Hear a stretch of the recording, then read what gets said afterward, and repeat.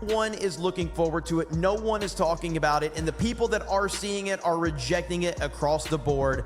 This is what you get, Disney. You did this to yourselves, and no one feels sorry for you at all. Snow White opening right around Dumbo in the mid-40s. This is over on Dead. Snow White bombs, breaks records for the lowest live-action remake opening ever. Let me say that again, ever. Pretty scary thought here. Rob, can you play the clip and tell folks, if you watch this, tell me if this is attractive to you. Tell me if this is attractive to you, the main character. Go ahead, Rob, play the clip. And to everyone who hates when I win, the winged victory came to the Louvre in pieces, and people still line up to see her. And I can only hope that despite my flaws, and despite my cracks and my breaks, and there are many of them, that at every premiere and everything I do, people will wait in line. Film Snow White was never about engaging in any kind of a culture war, but I will not tolerate our financial claims about our budget on a project this large, and I hold no reason to comment on our losses yet for the project. We approached this film by who we could detach from the source material and how we could do it. Snow White producer's son blames Rachel Zegler for poor box office. What is it like for you now having all of this? I think it's a lot of pressure, right? It's definitely a lot of pressure. Rachel Zegler flips out after being forced to pay $120 million. For the failure of Snow White, what is it like having all of this? I think it's a ton of stress for you, right? It's definitely a lot of pressure. Folks, Rachel Zegler just freaked out. Is she being forced to fork over $120 million for the Snow White fiasco? We gotta dive into this. If you've been anywhere near social media lately, you've likely seen the uproar surrounding Disney's Snow White reboot. And at the heart of it all, Miss Rachel Zegler, former Disney star turned public enemy #1. And now, this latest bombshell has everyone stunned. So grab your... Scared of the original cartoon. I think I watched it once and then I never picked it up again. Like, I'm being so serious. I watched it once and then I went on the ride in Disney World, which was called Snow White's Scary Adventures. Doesn't sound like something a little kid would like. Was terrified of it. Never revisited Snow White again. So I watched it for the first time in probably 16, 17 years when I was doing this. Popcorn, because we're plunging into the drama, the outrage, and yeah, that jaw-dropping $120 million that someone's gotta answer for. Let's jump in. Now, let's backtrack a bit. Recall when Disney revealed they were making a live-action Snow White? Yeah, folks, we're already kinda doubtful. Then they announced that Rachel Zegler, who, let's be real, was still fairly new from West Side Story, would star as Snow White. At first, few were like, oh nice, she sings, she's gorgeous. She's shown in West Side Story. But as usual, the internet did what it always does and went full detective mode. And it was swift. People began unearthing interviews. The original cartoon came out in 1937, and very evidently so. There's a big focus on her love story with a guy who literally stalks her. Weird. So we didn't do that this time. Snippets, even subtle gestures Rachel made about the classic Snow White. And that's when things escalated from fairy tale to total chaos. Naturally, her remarks and interviews were awful. Rachel went on record calling the original Snow White tale odd and unsettling. In fact, Rachel was essentially saying she wasn't a fan of the old film and didn't think it held much relevance for today's viewers. The original cartoon came out in 1937, and evidently so. There's a big focus on her romance with a guy who basically stalked her. Weird. So we changed that this time. And folks did not take that lightly. I mean, it's literally a Disney classic.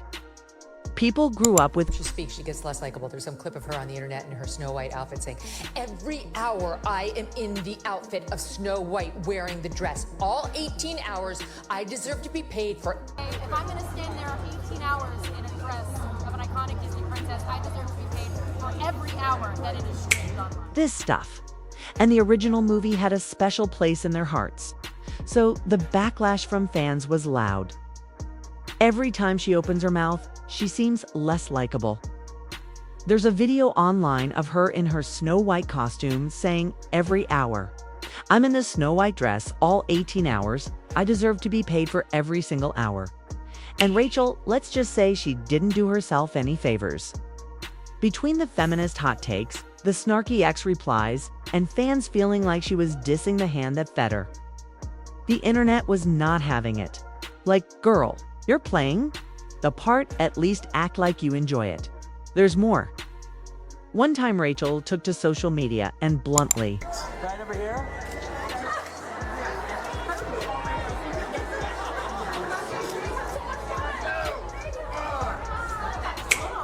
said no peace to Trump and his supporters, and, as you'd expect, people labeled her a political firebrand. So, because fans were furious, the internet blew up with posts like, "Why pick someone who despises the source material?" and woke. Remake nobody wanted.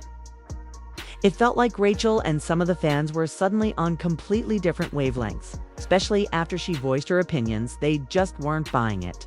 But that's not all. Then there was the infamous 7 magical beings debacle. Now, Disney opted to swap the 7 dwarfs with She's not going to be dreaming about true love. She's dreaming about becoming the leader she knows she can be, and the leader that her late father told her that she could be if she was fearless, fair, brave. Wildly diverse crew that looked like they stepped out of a music festival. It triggered so much backlash that even Peter Dinklage weighed in new. No, the American actor famous for his role as Tyrion Lannister, the dwarf in the hit show Game of Thrones. Anyway, back to Rachel. The bad press just wouldn't quit. Everything she said in interviews went viral for the wrong reasons. People called her cocky, out of touch, and not thankful enough for the opportunity. And she's not gonna be dreaming about true love. She's dreaming about becoming the leader she knows she can be, and the leader her late father told her she could be if she was fearless, fair, and true. I mean, can we blame her entirely? She's young. She was probably trying to sound forward-thinking and bold. But instead, it came off like she was trashing Disney's legacy while cashing their paycheck. Not a great mix. Now here's the crazy part when the movie finally hit theaters. It was a catastrophe. And not just like, oh, it didn't do. Well, we're talking an all-out epic-level disaster. And there's more. The budget, which was reportedly $270 million, not including marketing, could not be recouped. The revenue from the film was barely a measly $80 million worldwide in the first few weeks, and that's being generous. The movie got roasted like Thanksgiving turkey critics weren't buying it. People were leaving mid-scene and the internet. They turned it into a meme slaughter. So here's where the $120 million comes in. Now, a few insiders claim Disney is quietly trying to recoup some losses by exploiting certain contractual loopholes. Rumors started circulating that Rachel's team had some sort of profit-sharing clause in her contract hand now. That could mean she's liable for a chunk of the losses. According to sources near the production, Rachel allegedly had a complete breakdown after being slammed with the staggering figure of $120 million in damages. She was reportedly shocked, crushed, and livid. And honestly, who wouldn't be? That's generational wealth. Gone. Just like that. Insiders say she felt completely blindsided that Disney had scapegoated her and made her the fall guy for a film that had issues baked into the script from day one. Whether that's true or just PR spin, it's clear this hit her hard. Word on the street is she's thinking about stepping back from acting for a bit. Yeah, like a full-on Hollywood break. One source even said she's rethinking everything. Her team, her decisions, the industry. She didn't sign up to shoulder the blame for a billion-dollar studio fiasco. Now, let's be real. There's no way she's writing a check for $120 million herself. Like, where's she gonna dig up that? Cash from being an up-and-coming artist. But regardless, the drama is loud. People are saying this is career killing, that she never headline another blockbuster again. that she needs to lie low for a few years and let this storm pass. But guess what Rachel did? You wouldn't believe she went live. And sis snapped. She didn't just sob or apologize. She went off. There's a video circulating where she's visibly upset. She starts ranting about how the internet distorted her words, how she was misquoted by the media, and how she never expected to be blamed for an entire movie's failure. And to everyone who hates when I succeed, the winged victory came to the Louvre in pieces, and people still line up to see her. That at every premiere and everything I do, people will wait in line to see. And can we be fair for a second? It's kinda true. One person doesn't make or break a film. The script, the direction, the marketing, all of that plays a role. But still, the internet was not trying to hear it. Comment sections were savage. Posts like "cry harder," "Snow White and should have respected the classics." That's what happens when you act too woke for your own good. Snow Woke went broke. She disrespected the source material and the fans. Real. She said she hated the film while promoting it. Why was she chosen? We're trending. You'd think that would be all, but there's more. There were memes of Rachel holding a "Will Act for Food" sign. Others photoshopped her in Cinderella's rags at Disneyland. Now that's brutal. Even some Hollywood folks quietly threw shade. In fact, when Rachel posted about freeing Palestine after the trailer premiere of Snow White, the producer, Mark Platt, literally jetted to New York to confront Rachel about her post, but Rachel stood firm and refused to delete it. As a result, Mark Platt's son, Jonah, totally went off on Rachel, and fans were stunned. Of course, Jonah actually blamed Rachel for the entire Snow White flop. No filter, just vibes. He called her immature and even suggested she was somewhat narcissistic. And this all started because someone on Instagram questioned why Mark supposedly flew to NYC just to address Rachel's Palestine posts. Jonah clapped back hard, saying his dad had every reason to confront her because a multi-million-dollar Disney film was at stake. And she was mixing promotion with politics. And let's not even talk about the merch. Snow White toys are gathering dust on store. Everyone who hates when I win, the winged victory came to the Louvre in pieces, and people still line up to see her. And I can only hope that despite my flaws, and despite my cracks and my breaks, and there are many of them, that at every premiere and everything I do, people will wait in line to see. Shelves, kids aren't into it. Parents are passing on it. The brand damage is not something we'll cover in this video.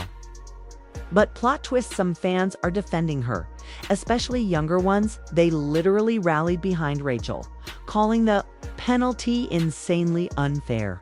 They pointed out that she was just one piece of a massive puzzle.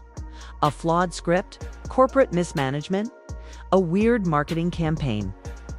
Everything went wrong, not just Rachel. According to them, Disney should have seen this coming when they chose to go woke over wonder. And honestly, they've got a point. Yes, she made some mistakes. But should one 22-year-old actress take the fall for a film that was doomed from the start? That's the $120 million question. Also, if you're wondering what's going to happen with Rachel's career, well, frankly, it's uncertain. Word is, she's still tied to some upcoming projects, but studios are reportedly reassessing her public image. Meanwhile, Disney is doing what Disney does, pivoting.